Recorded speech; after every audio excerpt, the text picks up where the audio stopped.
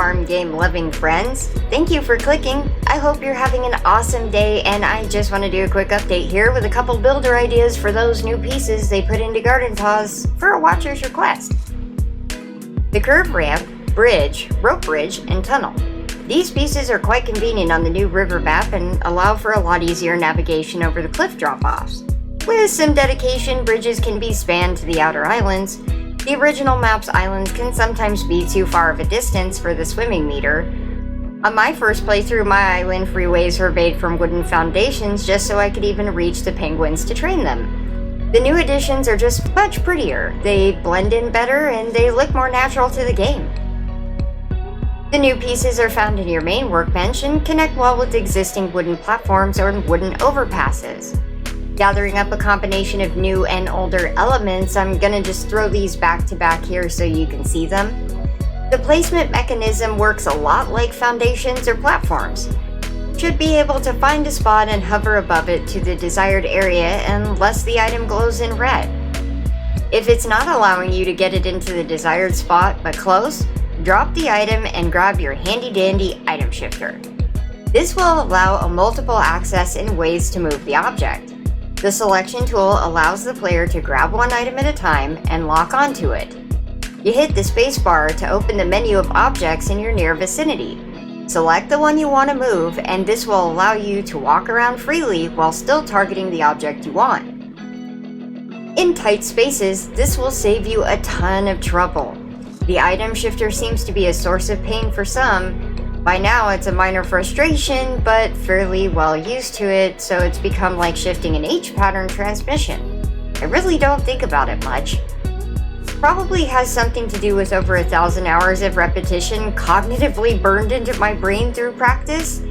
Neuroscience is a subject that we like to get into on this channel in case you're interested.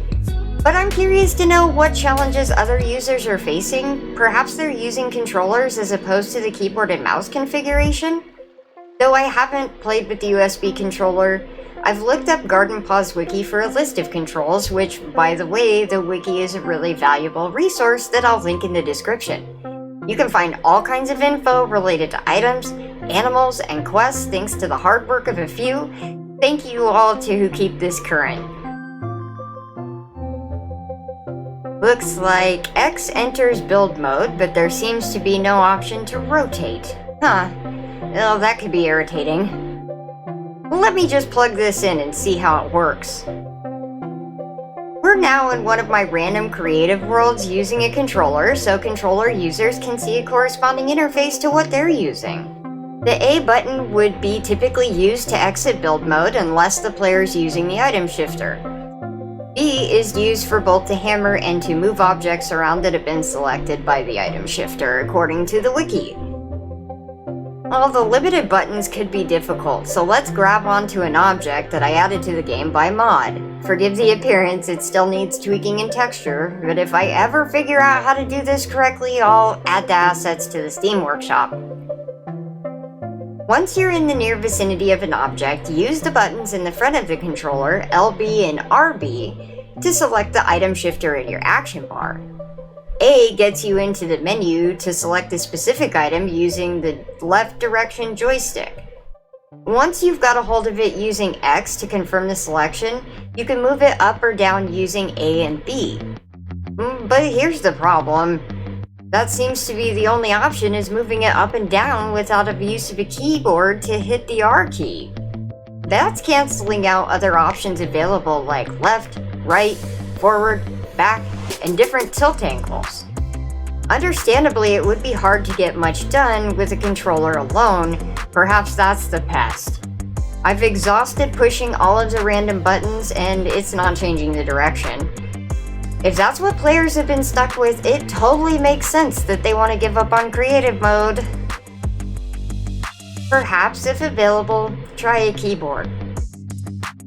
The piece is pretty well matched up with an item shifter after working with it for a bit using a keyboard and mouse configuration.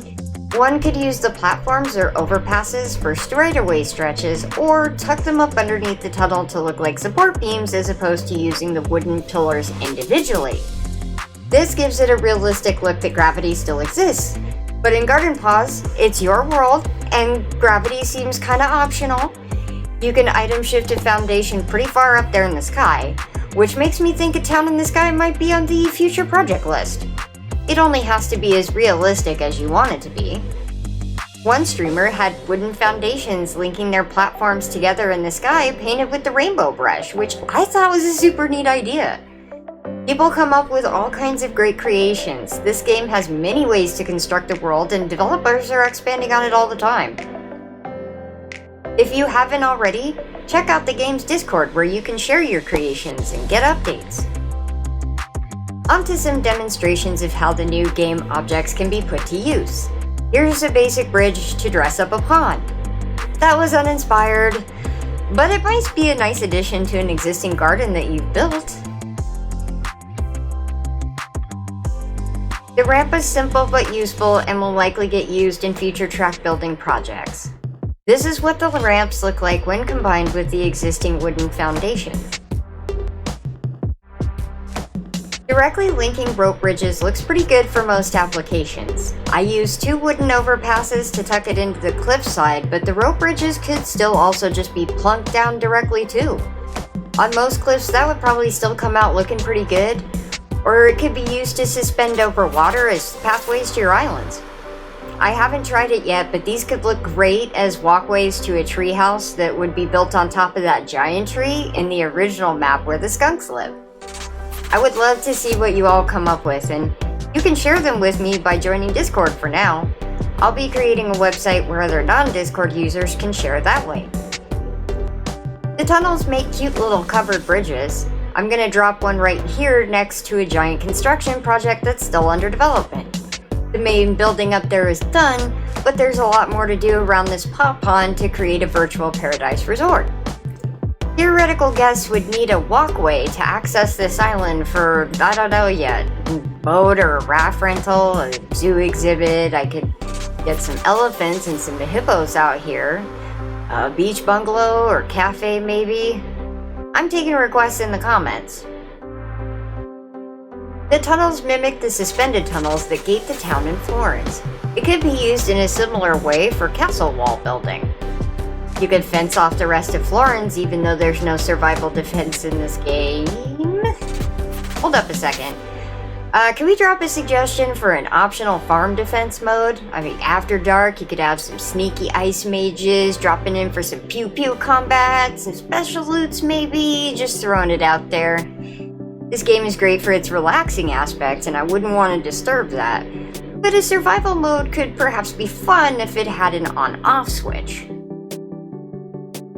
Besides the bridge function, I found these to be useful as mini shelters when shifted into the side of a hill or player house interior. There's just enough width to fit a few bits of furniture like a chair or two, an end table, and some decor. Actually even a hot tub. A little house jacuzzi covering for privacy. I used one of them to create a little fishing hut by backing it into a cliff and throwing a platform underneath it for support. A ladder helps if it's just a little too tall, and it has just enough room for some bait storage. The other is a little beach cabana, just some extra decoration for the pond, but the tunnels would make pretty ideal skywalks to connect together buildings or as covered walkways for a little variation on the roof line to your construction projects. If there's more things you'd like tips on in-game, leave me a comment. Recently picked up a few new games, including a few that the Garden Paws community might find enjoyable, and I'll be reviewing those on the channel over the next month, along with some more random build projects. Thank you all for spending your time here, and I hope you'll be back. Take care, bye-bye!